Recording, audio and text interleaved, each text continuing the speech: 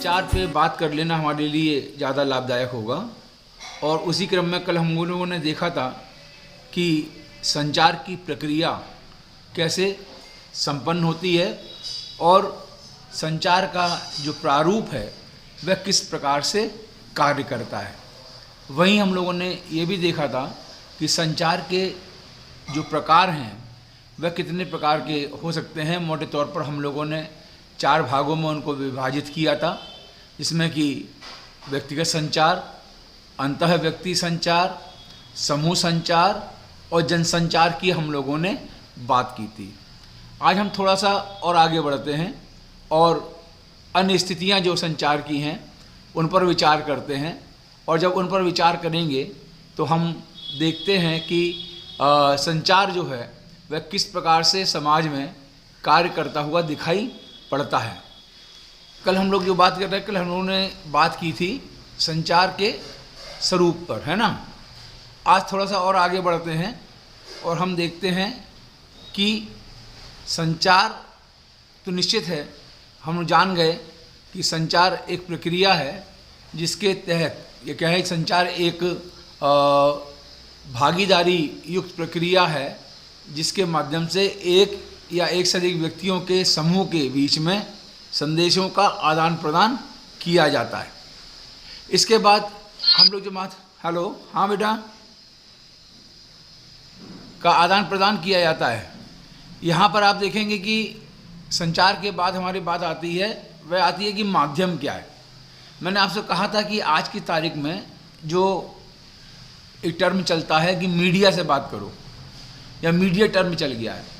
Media को ही यह माध्यम, मीडिया का पर्याय ही जो है माध्यम है, यानी किसी चीज़ के या 2 बिंदुओं को जोड़ने वाला या 2 बिंदुओं के बीच में सामंजस्य स्थापित करने वाला जो साधन है उसे जो है हम लोग माध्यम कहते हैं। ये साधन कोई भी हो सकता है। ये आवश्यक, मैंने कहा था कि 2 लोगों के बीच में अगर बातचीत करनी है, उसके बीच में हम जो इलेक्ट्रॉनिक डिवाइस हैं उनका प्रयोग भी कर सकते हैं, और आमने सामने खड़े होकर किसी बीच का, अगर हमारा बीच किसी बात पर विवाद है तो किसी दूसरे व्यक्ति को भी मध्यस्थ बना सकते हैं। तो ये जो मध्यस्थ करने वाला व्यक्ति है या मध्यस्थ करने वाला जो साधन है उसी को हम लोग जो है मीडिया कहते हैं। और जब मीडिया शब्द का प्रयोग करते हैं तो चाहे अनचाहे, मैंने आपसे ये भी कहा था कि मीडिया तो जो है माध्यम है, लेकिन जब हम मीडिया की बात करते हैं तो उसमें मास कम्युनिकेशन शब्द अपने आप में छुपा हुआ आ जाता है। यानी जब हम मीडिया की बात कर रहे हैं तो हम ये कह सकते हैं कि हम कम्युनिकेशन मीडिया की बात कर रहे हैं। और अगर कम्युनिकेशन मीडिया की बात करते शब्द आता है सामने तो हम कहते हैं कि मास मीडिया की बात कर रहे हैं। इसीलिए आपको ये दिखाई पड़ेगा, चाहे आप समाचार पत्र की बात करें, चाहे आप दूरदर्शन की बात करें या रेडियो की बात करें, आप देखें कि जब आपके यहाँ से सब आप स्टूडेंट हैं और जो अध्यापक लोग हैं वह भी जानते होंगे कि हर संस्था में एक मीडिया प्रभारी बनाया जाता है। तो मीडिया प्रभारी का कार्य क्या है, यानी कि जो उस देश, उस शहर में, उस राज्य में जो लोग पत्रकारिता से जुड़े हुए हैं, पत्रकारिता किसी भी प्रकार की हो सकती है, इलेक्ट्रॉनिक भी हो सकती है, प्रिंट भी हो सकती है, तो उन सब के बीच में सामंजस्य स्थापित करके बात को आगे बढ़ाना। तो ये जो कार्य जो है हमेशा निरंतर मीडिया के द्वारा किया जाता रहा है। तो मीडिया शब्द वास्तव में जनसंचार का पर्याय बन गया है, और एक प्रकार से अगर बहुत मोटे रूप में देखें तो पत्रकारिता का भी पर्याय जो है कहीं ना कहीं मीडिया बन गया है। लेकिन जब इसको हम विस्तार के साथ देखते हैं तो इसमें केवल पत्रकारिता जगत ही नहीं, अपितु हमारे मनोरंजन आदि के जो साधन हैं वह भी सामने आते हैं। और उसके पीछे कारण क्या है कि आप देखेंगे, ये आपको जो तीसरी शीट दिखाई पड़ रही है, 5वीं शीट आप देखिए, तो 5वीं शीट पर ये आपको देखिए दिखाई पड़ेगा कि संचार माध्यम के कार्य क्या क्या है। ये कार्य जो है ये इस बात को सुनिश्चित कर देते हैं कि जनसंचार की क्या भूमिका हो सकती है। और जब आप इसमें देखेंगे तो ये आपको स्पष्ट दिखाई पड़ेगा कि मैंने जैसे पहले ही कहा कि 2 बिंदुओं को जोड़ने वाला जो है वह माध्यम है। तो ये दो बिंदु कौन से हैं? ये हम शुरू से बात करते आ रहे हैं, जब से हमने संचार पर बात करना प्रारंभ किया है, कि एक ए है जो संप्रेषक है, भेजने वाला है, और एक उसको प्राप्त करने वाला है। वह प्राप्त करने वाला श्रोता, दर्शक, पाठक कोई भी हो सकता है, और ये उस पर डिपेंड, इसको श्रोता कहें, दर्शक कहें या पाठक कहें, ये इस पर निश्चित करेगा कि हमारा माध्यम हमने कौन सा चयन किया है। क्योंकि जो हमारा संप्रेषक है, जो हमारा सूचना प्रदान करने वाला व्यक्ति है, वह किस माध्यम का प्रयोग कर रहा है।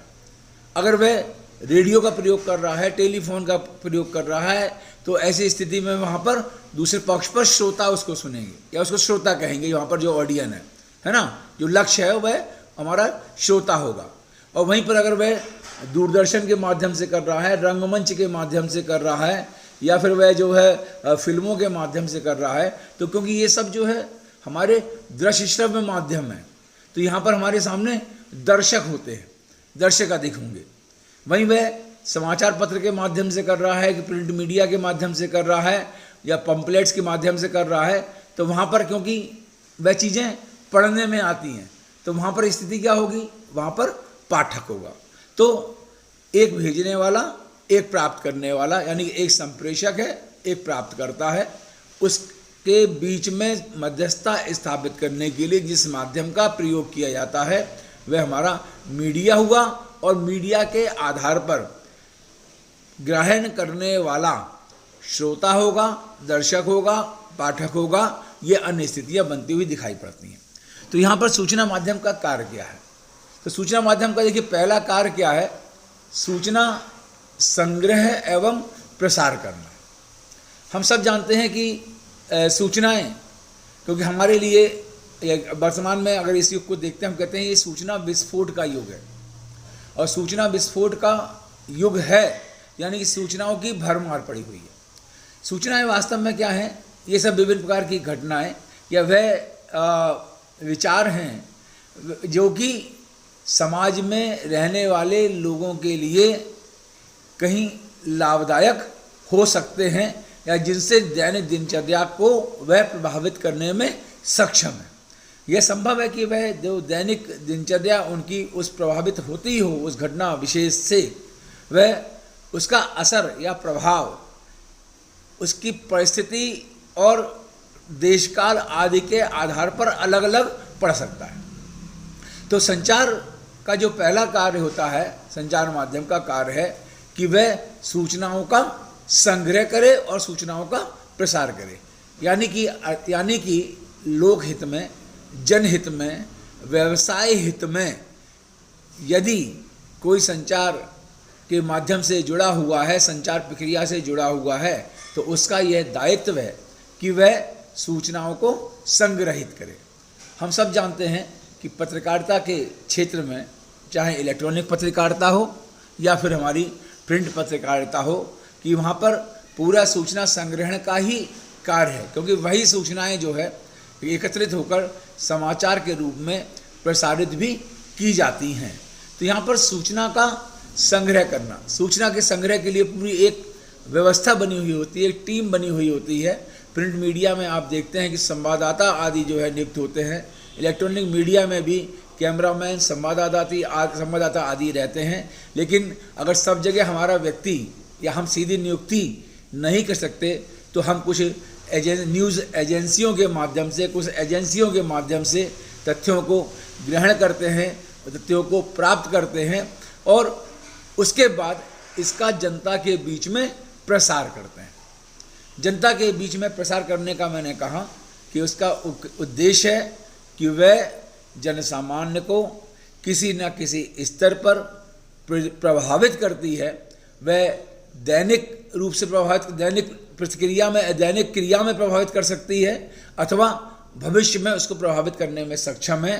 तो ऐसी वह कोई भी घटनाएं, ऐसी कोई भी विशेष आंकलन, शोध आदि जो कि जनता को प्रभावित करने में सक्षम हो सकते हैं, वह सूचनाएं बनकर उनका प्रसार करना ये मीडिया का एक दायित्व है। दूसरा आता है कि सूचना का विश्लेषण करना, कि सूचना इकट्ठी तो कर लेते हैं, और उसको प्रसारित भी करना है, ये उसका लक्ष्य। लेकिन उस सूचना को इकट्ठा करने के बाद सूचना का हमको विश्लेषण भी करना है। जब हम विश्लेषण की बात करते हैं तो हमको ये देखना होगा कि सूचना हमको प्राप्त हुई है वह सूचना जो है किसके लिए उपयोगी है, क्या उसका महत्व है, क्या वह समाज में स्वीकार करने में देने योग्य है या नहीं है, क्योंकि कई प्रकार की चीज़ें जो है हम लोगों को देखनी होती हैं। और सूचनाओं का केवल सूचना देने से हमारा काम नहीं चलता, तो कभी कभी वह सूचना जो है उत्सुकता भी बढ़ा सकती है, जिज्ञासा भी बढ़ाती है, और कभी कभी उसके विपरीत स्थिति भी हो जाती है कि वह सूचना अगर आधी अधूरी है, कहते हैं ना कि अधूरा सच, कि अगर आपने कोई बात सुनी है और अगर वह अधूरे सच आपको पता है तो अर्थ का अनर्थ हो जाता है। ठीक ऐसे ही सूचना केवल संग्रहित कर लेना तो और उसे प्रसारित कर देना यह केवल काम नहीं होता, यह मुख्य उद्देश्य हमारा है। लेकिन जिस सूचना आप संग्रहित कर रहे हैं उस सूचना का विश्लेषण भी करें, और सूचना का विश्लेषण जो आप करेंगे उसमें ये अपेक्षा की जाती है कि उसमें आप तटस्थ रूप से अपना व्यवहार सुरक्षित रखें, अपना व्यवहार करें। फिर देखें तीसरी चीज़ आती है सामाजिक मूल्यों एवं ज्ञान का संचरण। सूचनाएं जो है, देखिए एक तो बात हुई सूचना देना, फिर दूसरा कहा कि वह सूचनाएं जो है, मैंने कहा था कि किसी न किसी तथ्यों पर आकलन करना पड़ेगा। तो वास्तव में इसका मूल आधार क्या है? वह आधार होता है समाज। एक और हम ये कह सकते हैं कि सामाजिक मूल्यों और ज्ञान का प्रचार करना इन संचार माध्यमों का उद्देश्य हो सकता है। और दूसरी हम ये भी कह सकते हैं कि जो सूचनाएं प्रसारित की जाएं उसमें सामाजिक मूल्यों और ज्ञान का भी ध्यान रखा जाए, यानी कि एक सामाजिक व्यवस्था को सुरक्षित रखने के लिए उसकी जो विभिन्न उपादान हैं, उसके जो विभिन्न मूल्य हैं, उनको सुरक्षित रखना भी संचार माध्यम से, या उनका प्रसार करना भी संचार माध्यम का कार्य है। और साथ ही साथ लोगों के ज्ञान को बढ़ावा देना। वह ज्ञान का आधार नए नए शोध हो सकते हैं, पुरानी खोजें, पुराने चीज़ों में दोहराव हो सकता है, विभिन्न घटनाओं की जानकारी हो सकती है। तो लोगों के ज्ञान में वृद्धि करना यह भी जो है संचार माध्यम का कार्य है। और चौथा कार्य है उसका मनोरंजन। देखिए मनोरंजन जो है उसका कार्य है, हम जानते हैं कि चाहे टीवी हो, रेडियो हो, अखबार हो, वह सब जो है मनोरंजन के हमारे साधन भी हैं, क्योंकि फिल्म भी है, रंगमंच भी है, जहाँ एक और ये सब हमारे सामाजिक मूल्यों को प्रसारित करते हैं, हमें ज्ञान का विस्तार करते हैं, सूचनाओं से अवगत कराते हैं, सूचनाओं के सत्य और तथ्य पे ले जाने का प्रयास करते हैं। वहीं ये सब हमारे मनोरंजन के साधन भी कहीं ना कहीं हैं। और मनोरंजन के साधन कई प्रकार से हो सकते हैं। मनोरंजन का कार्य केवल हंसना ही केवल नहीं होता। मनोरंजन में कुछ चीज़ें आपको जब सॉफ्ट पढ़ने को मिल जाएं, सॉफ्ट न्यूज़ पढ़ने को मिल जाए, जिसे हम फीचर्स आदि कहते हैं प्रिंट मीडिया के अंतर्गत, तो जो सॉफ्ट न्यूज़ है, या किसी किसी को अपने ज्ञान की वृद्धि करने में ही आनंद की अनुभूति होती है, तो वह व्यक्ति नई नई खोजों को जानकर, नई नई किताबों के बारे में जानकर, तो यह भी उसका एक आनंद होता है। लेकिन अगर हम केवल खालिस मनोरंजन की बात करें, मनुष्य का हंसना है, मनुष्य का समय व्यतीत करना है, परिवार में एक दूसरे के साथ में मिलकर कुछ हंसी खुशी के पल बिताने हैं, या कुछ पल ऐसे जो आरामदायक पल हों, तो मनुष्य के आनंद के लिए जो प्रयास करना, ये भी मनोरंजन कर, जिसे हम मनोरंजन कह सकते हैं, वह संचार माध्यम का कार्य होता है। और हम देखते हैं कि फिल्म तो सीधे मनोरंजन से जुड़ी हुई हैं, जो संदेश भी देती हैं। संदेश देखिए यहाँ भी संचार माध्यम है, क्योंकि वह जन से जुड़ा हुआ है। तो जन संचार माध्यम खालिस मनोरंजन नहीं हो सकता। आप सोचेंगे कि खालिस मनोरंजन का साधन हो जन संचार माध्यम, ऐसा कभी नहीं हो सकता, क्योंकि उसमें कहीं ना कोई संदेश परोक्ष या प्रत्यक्ष रूप में छुपा हुआ रहेगा। आप जितने भी ये हास्य धारावाहिक वगैरह देखते हैं, तो आपको प्रथम दृष्टया लगता है कि इनमें जो है केवल हंसने हंसाने की बात की गई है, लेकिन नहीं।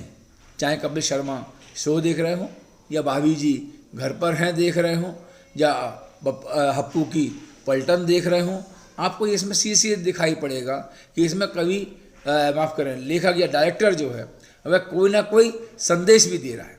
आपका मनोरंजन हो रहा है, आपको आनंद आ रहा है, आपके अंदर नवरसों का संचार हो रहा है, लेकिन उसके बाद भी समाज के अंतर्गत कोई ना कोई संदेश प्रसारित करने का यहाँ पर कार्य वह कर रहे हैं। यह संचार माध्यमों के हमारे कार्य मोटे मोटे तौर पर आते हैं। फिर आप देखें कि हमारे संचार माध्यम कौन कौन से हैं। इनको हमने, क्योंकि बहुत लंबा बातचीत नहीं करनी है, तो इसको मैंने 3 भागों में बांट दिया है इसको।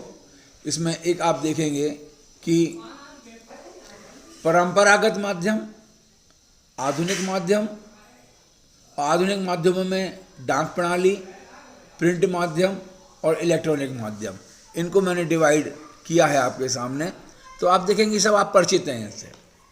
परंपरागत माध्यम में वार्ता, कथा, मेले, उत्सव, पर्व, ये सब जो हमारे संचार के माध्यम हैं। तो आप देखें कि ये सब भी कहीं ना कहीं प्रचार और प्रसार करते हैं। अभी आप सत्संग देखते हैं, आप आज भी देखते हैं कि कहीं मुरारी बाबू कथा हो रही है, कहीं किसी कथा हो रही है, कहीं कोई मेला लगा हुआ है, आज फलां वह स्थिति दिखाई पड़ रही है। तो ये सब मेले, उत्सव, कथाएं, ये सब क्या हैं? ये सब जो है हमारे परंपरागत माध्यम है।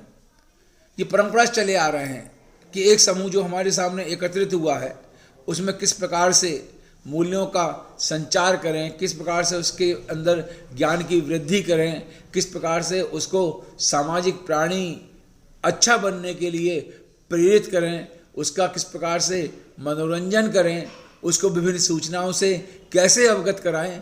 ये सब जो वार्ता, कथा, मेले, उत्सव आदि हैं जो है, ये सब यही कार्य करते हुए दिखाई पड़ते हैं। इन सब का उद्देश्य कहीं ना कहीं ये रहा है। उदाहरण के लिए केवल एक मैं मेले की बात ले लेता हूँ। मेले को आप देखें कि मेले लगते थे या मेले लगते हैं आज भी। भाई मेले जो है भले ही एग्जीबिशन में परिवर्तित हो गए हों या नगरों के नाम से महोत्सव बन गए हों, कि लखनऊ महोत्सव, गोरखपुर महोत्सव है ना, ये नाम रख दिए गए हों, लेकिन उसके बाद भी ये वास्तव में मेले ही हैं।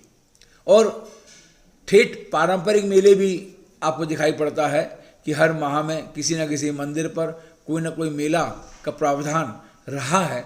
लखनऊ में विशेषकर, चाहे आप बड़े मंगल की बात कर रहे हों, चाहे आप जो है बात दुर्गा पूजा की बात कर रहे हों, तो मेले लगने का प्रावधान रहा है। और आप मेले में देखेंगे कि मेले में अलग अलग जगहों से सामान बेचने के लिए व्यापारी आदि आते हैं।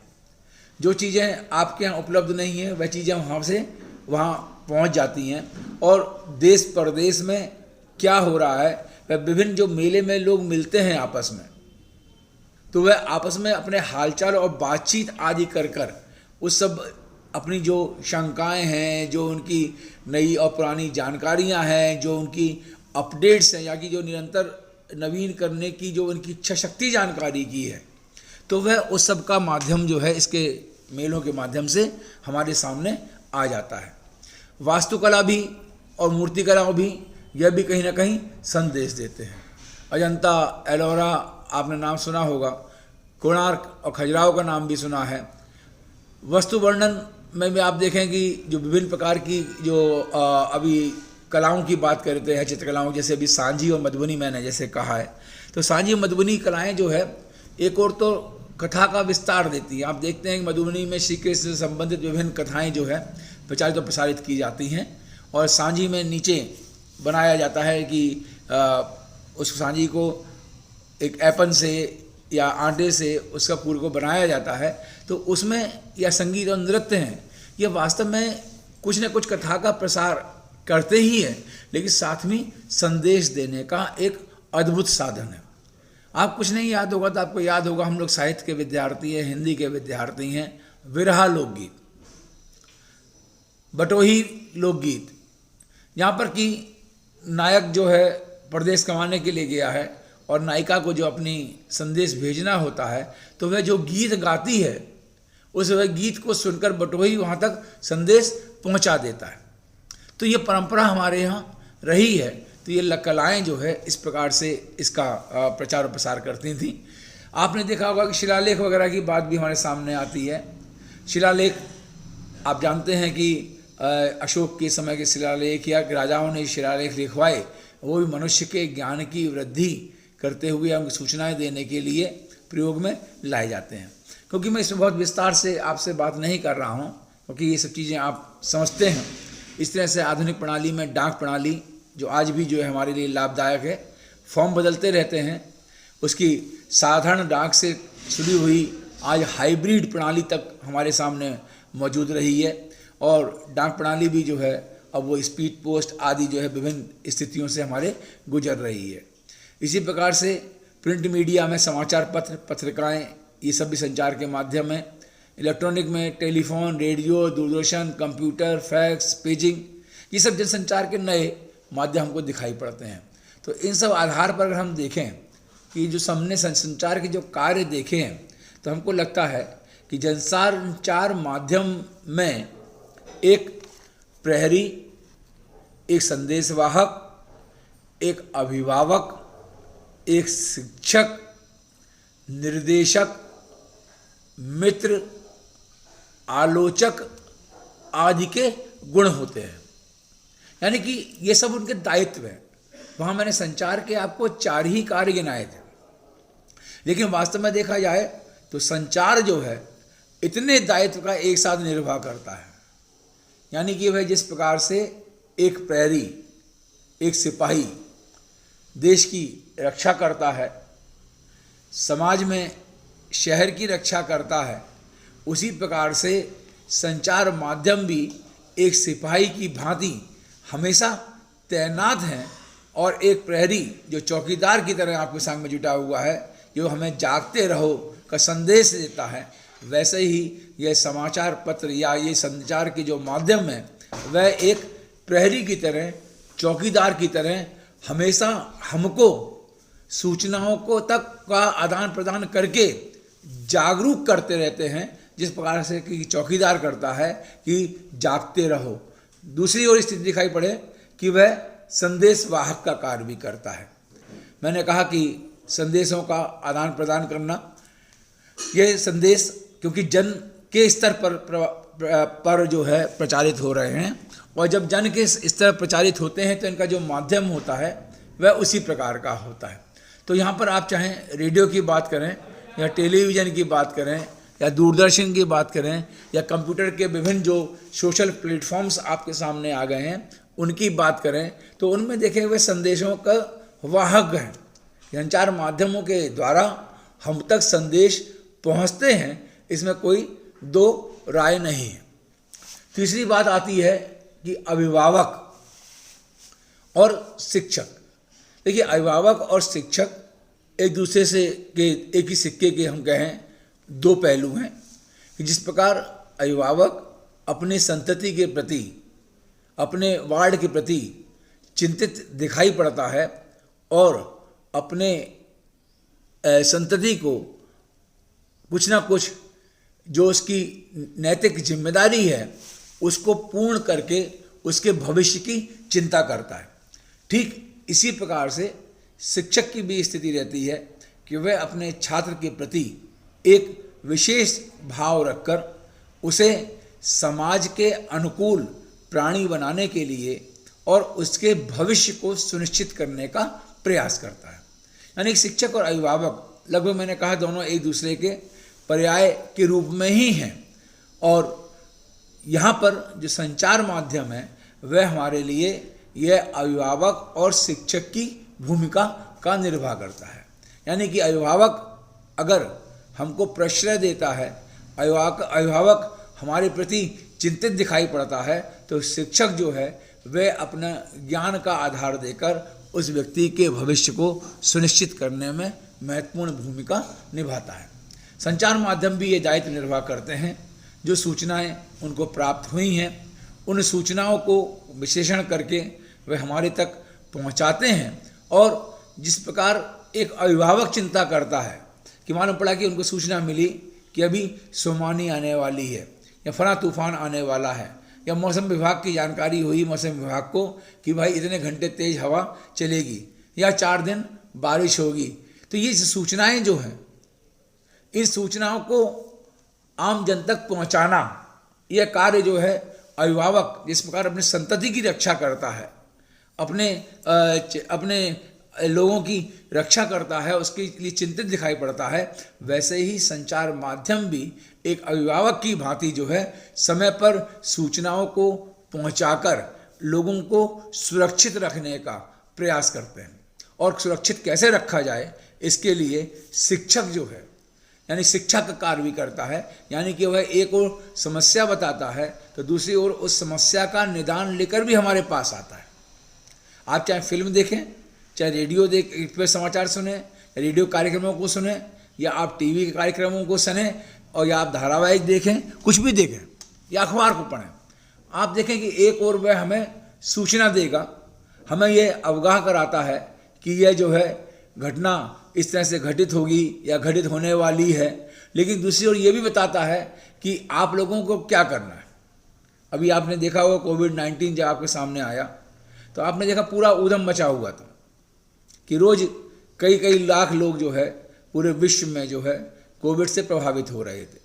तो एक और तो वह ये सूचना देता था कि आपके शहर में कितने लोग हैं, आपके मोहल्ले में जो है कहाँ कहाँ पर कोविड प्रभावित मरीज हैं, या आपके प्रदेश में कितने हैं, राष्ट्र में कितने, ये सूचनाएं हमको मिल रही थी। हम इससे दहशतगर्द भी हो रहे थे, लेकिन वहीं दूसरी ओर ये भी सूचना देते थे कि अगर आप इस कोविड को रोकना चाहते हैं तो आपको इतने बार हाथ धोना पड़ेगा, हर बार हाथ धोइए, सैनिटाइज़र का प्रयोग करिए, मास्क या मुंहपट्टी का प्रयोग करिए। तो देखिए एक शिक्षक की बात कि वह शिक्षा भी दे रहा है, एक और उसने हमें एक अभिभावक की बात सुरक्षित रखने का प्रयास किया, और उसने हमें सूचनाएं दी कि घटनाएं घटित हो रही हैं। वहीं एक शिक्षक की बात हमको शिक्षा भी दी कि अगर आपको, यानी अभिभावक शिक्षक, मैंने कहा दोनों एक पहलू है कि अभिभावक जिस प्रकार से सुरक्षित रखता है व्यक्ति को, शिक्षक जिस प्रकार से अपने शिष्य के प्रति जो है एक निश्चित दिशा की ओर ले जाने का प्रयास करता है, वैसे ही संचार माध्यम भी इसमें महत्वपूर्ण भूमिका निभाते हैं। निर्देशक माने डायरेक्टर, निर्देशक माने यहाँ पर सुपरवाइज़र या डायरेक्टर। तो सुपरवाइज़र या डायरेक्टर यानी कि जिस प्रकार से कोई घटना विशेष घटित हुई है उसमें आपकी क्या भूमिका हो सकती है कि मालूम पड़ा कहीं बाढ़ पर आई, और बाढ़ आने पर आपको वह निर्देश दे सकता है या आपको ये आगाह करा सकता है कि उन बाढ़ पीड़ितों की सहायता के लिए जो है अगर आप इस तरह से चीज़ों को करेंगे तो वहाँ उनकी सहायता हो सकती है। वह आपको निर्देशित भी करता है सुपरवाइज़र की भांति, ये भी आपको दिखाई पड़ता है। फिर मित्र भी है वह आपका, संचार माध्यम आपके मित्र भी हैं। आप देखें अकेले बैठे रहें, लेकिन अगर आपके पास मोबाइल हाथ में है तो आपको जो है व्हाट्सएप और विभिन्न प्रकार की जो सोशल मीडिया के ग्रुप हैं उन पर आप पूरा समय काट सकते हैं। आप देखते हैं बैठे हुए हैं तो अखबार अगर आपके हाथ लग गया तो अखबार को पढ़कर जो है आप पूरा समय व्यतीत कर सकते हैं। आपको कभी कभी ये लगता होगा कि जो है कि मित्र जो है आपस में तो मित्र में बातचीत अत्यंत आवश्यक नहीं होती अगर वह एक दूसरे की भावनाओं को समझ रहे हैं। और समाचार पत्र एक और तो मित्रता का व्यवहार कर रहा है कि हमें अच्छे बुरे सबसे अवगत करा रहा है। मित्र जो सूर्य की भांति है, मित्र जो सूर्य का पर्याय है, जो हमें अंधकार से उजाले की ओर ले जाता है, ठीक इसी प्रकार से समाचार पत्र की भूमिका भी है। वह हमें समस्त स्थितियों का एक ओर भान भी कराती है और दूसरी ओर उन स्थितियों से लड़ने और निकलने का मार्ग भी एक मित्र की भांति दिखाती है।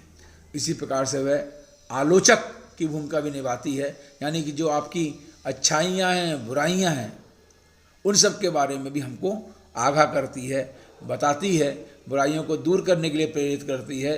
तो ये आलोचक का गुण भी यहाँ पर विद्यमान है। तो इतने सारे गुणों से वशीभूत होकर ही संचार माध्यम जो है लोगों की सेवा करने में सक्षम है। जैसे आप देखें कि सामाजिक प्राणियों की सेवा वह किस किस प्रकार से करते हैं। ये सामाजिक प्राणियों की सेवा है।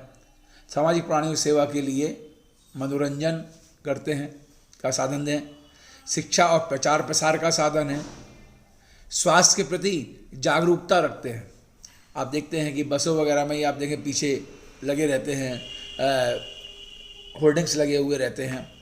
इसी प्रकार से रेडियो और टेलीविज़न पर भी आप देखें, अब तो आप इससे बड़ा उदाहरण स्वास्थ्य के प्रति क्या होगा कि जब आप BSNL का फ़ोन उठाते हैं तो उसमें जो है कोविड-19 की बात अमिताभ बच्चन करते हैं और उससे पहले हाथ धोने के लिए प्रेरित करते थे। तो ये स्वास्थ्य के प्रति एक जागरूकता उत्पन्न करना।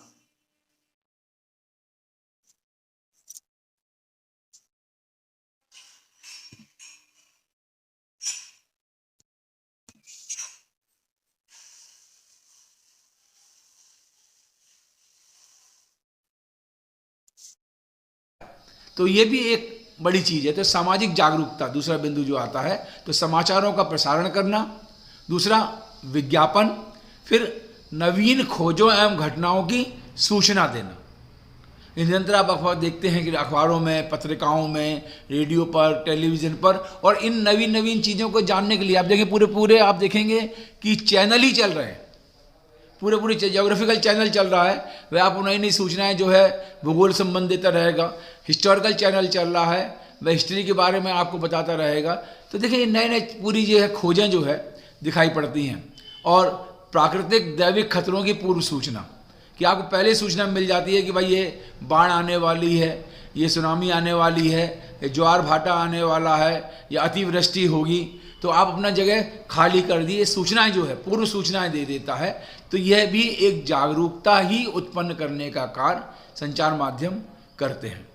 फिर कहते हैं कि जनमत एकत्रित करके रचनात्मक सुधार करना। जनमत एकत्रित करके रचनात्मक सुधार करना, यानी कि ये जनमत एकत्रित किस चीज़ पर करना है?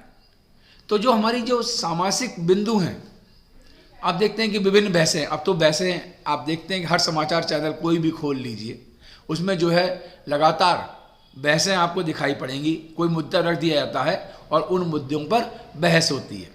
तो उन मुद्दों पर बहस करके वह क्या करना चाहते हैं कि लोगों का ध्यान उस ओर आकर्षित करके और लोग अपनी एक राय लोग कायम करें। राय थोपना उद्देश्य नहीं होता संचार माध्यमों का, लेकिन लोगों के मन में एक राय बन जाए, इसका कार्य करने का काम संचार माध्यम करते हैं। फिर सामाजिक गतिशीलता, कि समाज को गतिशील करने के लिए आप देखें विभिन्न धारावाहिक और वृत्तचित्रों के माध्यम से जनमत यहाँ भी एकत्रित किया जा रहा है। फिर सामाजिक व्यवस्था को सुदृढ़ता प्रदान करना, इसमें कर्तव्यबोध, पारिवारिक समन्वय आदि की बात की जाती है। फिर सांस्कृतिक विकास संरक्षण, कि वे संस्कृति को सुरक्षित रखते हैं, हमारे विकास के प्रति जागरूक रहते हैं, हमें पर्यटन और आदि की विभिन्न जानकारी देते हैं। फैशन शो कैसे हो रहे हैं, फैशन की स्थिति दिखाई पड़ते हैं। हमारी देखिए इसके कुछ कार्यक्रम चैनलों के नाम भी मैंने दिए हैं, हालांकि आज ये कम प्रचलित हैं, लेकिन लोगों को याद रहेगा विकास में कि यात्रा चैनल आता था, पर्यटन से जुड़ा हुआ था, सुरभि आता था प्रोग्राम, फैशन शो आता था, गुरुकुल आता था, आस्था आता था, संस्कार चैनल अभी भी चल रहे हैं। तो ये सब जो है क्या है, सांस्कृतिक संरक्षण और विकास का प्रयास है। और फिर जो है मानसिक क्षमता विस्तार करने के लिए वह प्रश्नोत्तरी कार्यक्रम बहुत से आपके सामने आ रहे हैं, और कुछ तो अब मजाक के रूप में भी विभिन्न प्रकार के जो स्टंट शो वगैरह जो आ रहे हैं वह भी आप उसमें शामिल कर सकते हैं। और एकता और सौहार्द बनाना इनका कहीं ना कहीं मुख्य उद्देश्य रहा है।